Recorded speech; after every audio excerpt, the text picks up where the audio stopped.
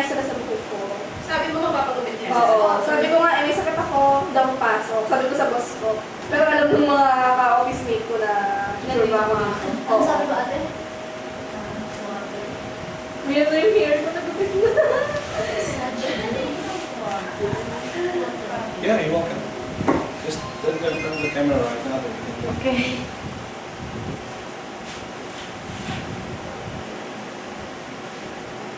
Gusto mo kasi alay.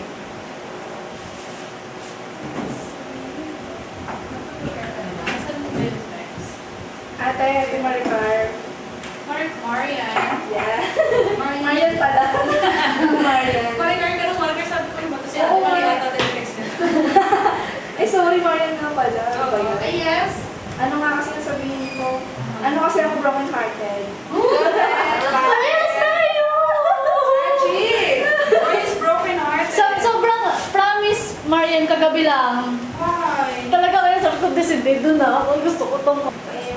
Yes. Nagugulat mami ko pag uwi ko sa akin. Kahit di ka magugulat ka rin mamaya. Oo nga. So, kasi nakatakot yung ano. Nakapikit nga ako kanina nung... Actually, nakita ko siya kasi may anino. Oo nga. Pero, Kanina din ako nakapit kanina. Nakakatawa yun. Ayaw niya kasi talaga nagpakita. anyway, gusto ko siya. Kasi tagal mo na rin napalapit ng ex ko. Nagpahaba ako nung lumandi ako kasi tomboy ako dati.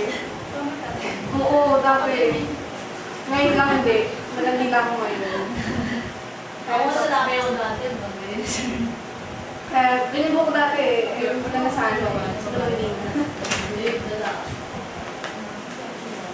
Kasi kagabi lang nagkalabasan. Okay na, girl. Bakit pa rin sa mga? Ano ba? Uy, blessings sa'yo eh.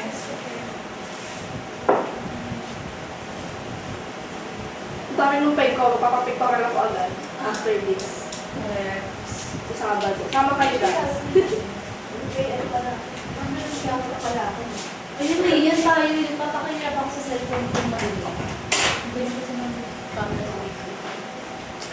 Mami. Wala na yung hair ko. Never forget.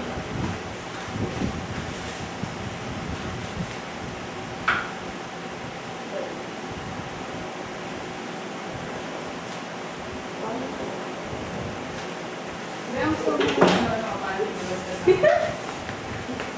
Natawa ako.